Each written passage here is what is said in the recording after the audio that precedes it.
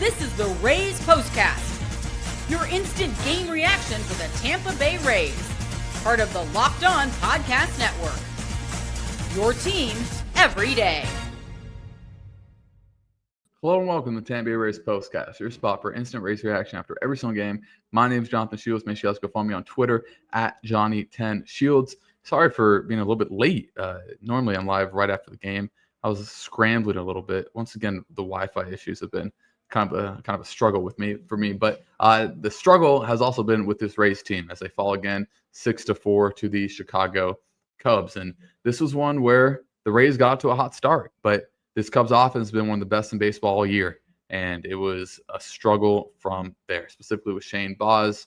What to do with Shane Baz? That is $1 million question that the Rays are going to have to answer this offseason. But we'll talk about all that. We'll talk about the Rays fall short. Shane Baz struggle. And I asked this question yesterday, but I want to re-bring it up. What to look for the rest of the year, and we'll look ahead. But first, let's talk about Shane Baz. This is what you'll be talking about. Shane Baz had a lot of quality starts in a row, 3 good starts in a row. It just all falls apart like today against the Cubs, and it's the stuff that's plagued him all year. The Rays got out to that 3-run lead in the first inning. He looks good in the bottom of the first, and then the bottom of the second. And when it rains, it pours. Starts with a single, then you get the Swanson double, and then right when you see him start walking people, that's when the alarm bells come up for me for Shane Baz. But he just left too much stuff over the middle. You get singles that score runs, and normally the home run ball has been kind of his undoing. But in that big second inning where it was the 3 runs, it was no home runs, right? It was everything but the home run, basically. And then, Shane Baz after that kind of struggled again. And that's where we get to our turning point. Time to reveal where the game was won or lost. It's the turning point. The game's tied. You're going to give up runs, right? It's tough that they gave up the 3 after the Rays got up to a 3-0 lead after the Morel home run. But that third inning, you get Pistachios to strike out, and then everything just unravels from there. Once again, we talk about the walks. Nico Hoerner walks, then you get a triple. Hoerner scores, and then a hit by pitch, and then another walk. And it's just like I said before, Shane Baz, when it rains, it pours. And it just kept pouring and pouring and pouring. And anytime your pitcher only goes 2 1/3, it's just not doing the right job. And it's 2 1/3. Pretty sure you had 67 pitches. Let me double check. 2 1/3 on 67 pitches. It's just not good enough. Only 37 of those are strikes. And the Rays love Shane Baz. They love his stuff. They love his makeup.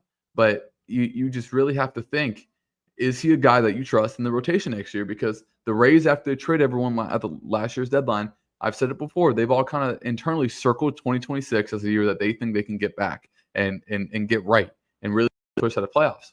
Is Shane Baz going to be your 4th or 5th starter when that happens? Let me guys know in the comments. Do you think he'll be in the rotation next year? It will be interesting. And the thing is weird for the Rays. Outside of Shane McClanahan, all of their starters have been healthy, which is beyond me because for so many years you see guys go down in the middle of the year and all sorts of things like that. So I think it's a little bit of a blessing the Rays have been able to have their pitchers healthy.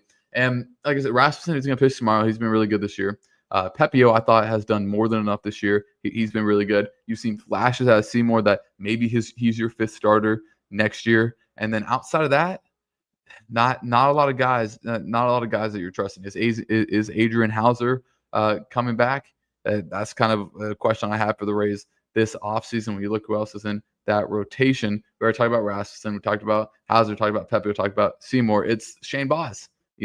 Is Shane Baz going to be the 4th starter here next year, assuming McClanahan's back? McClanahan, Rasmussen, Pepio, maybe Seymour, maybe Hauser, maybe Baz, maybe another free agent. It's something that I think the Rays are going to have to take a long, hard look at, to say the very least. But let's talk about Christopher Morel. And that was, we're going to talk about this a little bit early, but for the Rays, what I want to see the rest of the year is Christopher Morel to play more. He's a guy that deserves to see if he's going to be on the roster next year. Now, there might already be a decision where Christopher Morel is not going to be on this roster next year, but he hits that home run, and you get the whole kind of experience for him. He strikes out 2 other times, but it's just after that third inning, it was just an extra punch in the gut. The Rays were able to get one back in the 4th, but after that, it was really kind of wraps. Really did not put up much of a fight in the last 2 innings. But I was just happy with Chris Morel. That must have been a great moment for him coming back to Wrigley, hitting that home run, and providing the first runs for the Rays. Man, he's put together some good at bats. Nothing's going to stand out. His stats aren't going to stand out. His average is actually up a little bit to 225. It was right around 200 for a little bit, but he's hitting 333 in September. He hit 279 in August. So he's had some flashes that it is enough for me to see him play him 3 or 4 days in a row. And again, or the decision's already made that it's not going to be on the roster next year. If that's the decision, that's fine. But if Chris Morel is in some sort of your plans for the future, he needs to play. He needs to play a lot of these last 16, 17 games in order to see what the Rays have in him. He can't play against lefties. Looking at the Rays schedule, we talked about this yesterday. They face Shota on Sunday, and then they go 6 days until they face another lefty in Crochet. Chris Morel should not sit those 6 days. The Rays are not making the playoffs. He should be playing. Everson Pereira should be playing a lot more. Is he going to be someone that should be a depth piece on this roster next year? Play Chandler more in center. And I know in 2026 it might not be a center fielder, but he projects as a center fielder long term, and he rose through the minors so fast and never got the right reps there. Play him more in center, right? It's just a lot that I think this Rays team could do to still maximize these last 16 games, even when they don't make the playoffs ultimately enough. But yeah, the Rays fall short, and this was tough. But again, a lot this year they've shown flashes, right? And I'm just so high on the rest of this year being the time to figure out who are the 25th, 26th, 27th, 28th man on your roster for next season. Because Junior's going to be there. Yandy's going to be there. Brandlau's going to be there. Aranda's going to be there. Rasmussen's going to be there. Pepio's going to be there. Is Carson Williams going to be your starting shortstop on opening day? Josh Lowe's going to be there. Is Tristan Gray going to be a utility guy you trust next year? Is Nick Fortes and Hunter Fiducia going to be your catchers next year? Is Eric Orsi going to be on the 40-man roster? Is named player in the bullpen is Solster or Engler who's put on the IL? Just a lot of questions I think the Rays could answer going up this last kind of few weeks of the season. But we'll talk about what else to look forward to in the Rays falling short and look ahead to the game tomorrow right after this. This episode is brought to you by Nutrafol. You've probably seen a million ads for hair growth products and thought, sure, like that one actually works. There are so many products out there, and it's hard to know which ones are going to do anything. That's why you should give Nutrafol a closer look. Nutrafol is the #1 dermatologist-recommended hair growth supplement brand trusted by over 1.5 million people. It's not just hype. This is a supplement clinically tested that targets the roots that causes thinning and shedding with a proactive approach. I love that Nutrafol is simple to add to your day. 4 pills with a meal, no prescription needed. It's easy. See thicker and stronger hair with less shedding in just 3 to 6 months with Nutrafol. For a limited time, Nutrafol is offering Locked On MLB listeners $10 off your first month subscription and free shipping when you go to Nutrafol.com and enter promo code LOCKEDONMLB. That's Nutrafol.com, promo code LOCKEDONMLB. This episode is also brought to you by FanDuel. The NFL season's here, and FanDuel is making sure you're ready for kickoff with can't miss offer. Right now, new customers can bet just $5, and if your bet wins, you'll get $300 in bonus bets to use across the app. And with FanDuel, I'm a huge football guy. I don't know if you guys are, but with FanDuel, you can do player props, same-game parlays. It's the best way to bet. So are you ready to play? Download the FanDuel app now by visiting FanDuel.com to get started. That's FanDuel.com to place your first $5 bet. So if you guys are in the live, please leave a like and comment. We'll be getting to the comments momentarily. But let's talk about some positives from the game today. We spent a lot of time talking about the negatives. Some positives is, Griffin Jacks looked really good. 3 strikeouts, only a hit. Kevin Kelly has looked better since coming back from Durham. I don't know why I blanked on that for a second. How cool is Eric Orsi pitching where he grew up, right? His dream was to pitch in Wrigley, and he got to accomplish that. So still some positives to take from it. Chandler's really been on a tear recently. I thought he's been really good recently. Obviously, 4 hits 2 games ago. He got a rare player of the game and a loss for the Rays postcast. But I want to talk a little bit more about what to look for the rest of next year. So let's kind of map this out a little bit. Who's going to be on the roster next year in the lineup? Chandler Simpson's going to be on the roster next year. Yandy Diaz is going to be on the opening day roster. Brandon Lau, he'll be there. Junior's going to be there. Jonathan Aranda's going to be there. Those are the 5 guys I think. Jake Magnum's another guy, 6. Josh Lowe, 7. Those are 7 guys that are going to be there. Number 1 question. Will Carson Williams be the starting shortstop on opening day when we open up at St. Louis in late March? Is he going to be the starting shortstop? That's one of the $1 million questions for me. What is the rest of the outfield going to look like?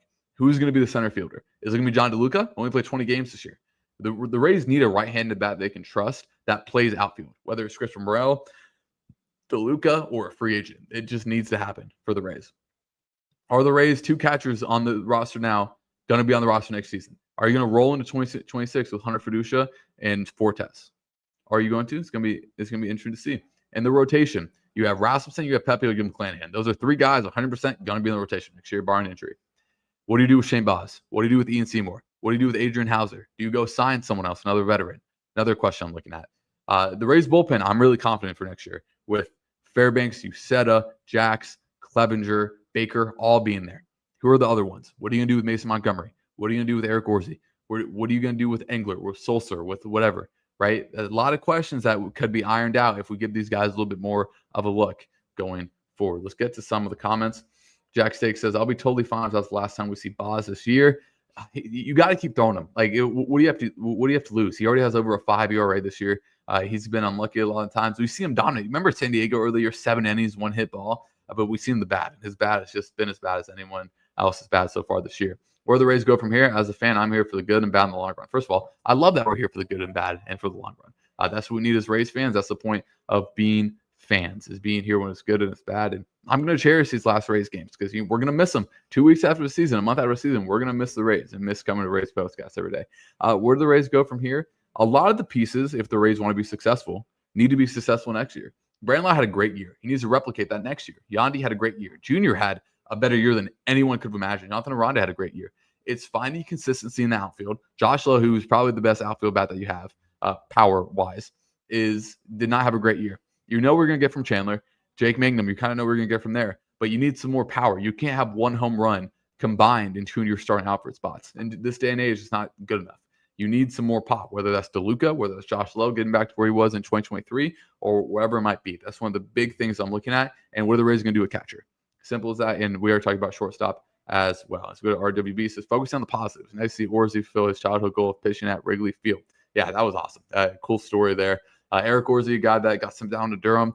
Cool to see him pitch at Wrigley Field. Wrigley Field also, I have been to now 5 MLB stadiums. For a long time, it was 3. I've been to Wrigley, Fenway, and to the Trop. So I also say I've been to the 3 most historic ballparks in baseball. But now I've been to where the Rangers play and where the Angels play. But Wrigley is it's amazing. If you guys haven't gone out there, you guys need to get out there. Being at Wrigley is like a religious experience. So to go to Tio, it says, seeing Wrigley Day made me remember how much I miss the Trop in our history. I sure hope repairs can be completed so we can get it out of Steinbrenner.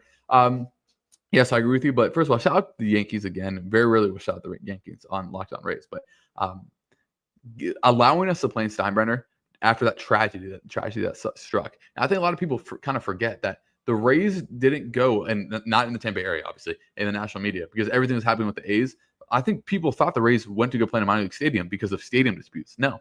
The Rays want to go play in a minor league stadium because of a tragedy that affected, I'm sure people watching this, it affected me, affected our area that we love and deeply care for. And the Yankees set up and gave us a home for this year. So shout out to them. But yeah, can't wait to get back to the Trop, man.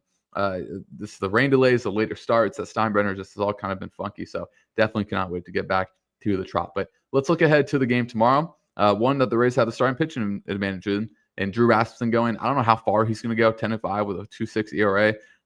Just 31 walks allowed in the year, facing Colin Ray. He's a righty. He's 35 years old. He's been around. We talked about it before. He started way back in 2015 with San Diego, but then didn't pitch for 4 years in the majors from 2016 to 2020, and then pitched with the Brewers and was solid, and then has been pretty solid for the Cubs this year. His last time out, 5 1/3, 3 hits, 1 earned against Washington. He gave up 3 earned over 4 innings against Atlanta to start before that. So he's nothing special. He's a solid back end starter for the Cubs. And, if the Cubs have him starting in the playoffs, I don't think they're all too thrilled with it. He's not that kind of arm, but he's more than solid. Anytime you have a 10-6 record, and when you're the 5th starter in kind of that 4.2 area for ERA, you take that 100% of the time. That's better than Shane Baz, for example. Just talking about Shane Baz a little bit more. But we're going to wrap it there. Shorter postcast today. I appreciate all you guys joining. Make sure you guys leave a like and comment before you guys get out of here. Way back tomorrow. All 2:20 Eastern starts for the series. So Wrigley has the weird thing on Fridays because of the neighborhood that they're in. They have to play early because of the lights and stuff. It's kind of a cool thing. Only day game during Fridays. But yeah, make sure you guys are tuned in. 2:20 tomorrow, 2:20 Sunday, and make sure you guys are right here for all of it. And again, thank you guys so much for watching, and we will see you guys next time.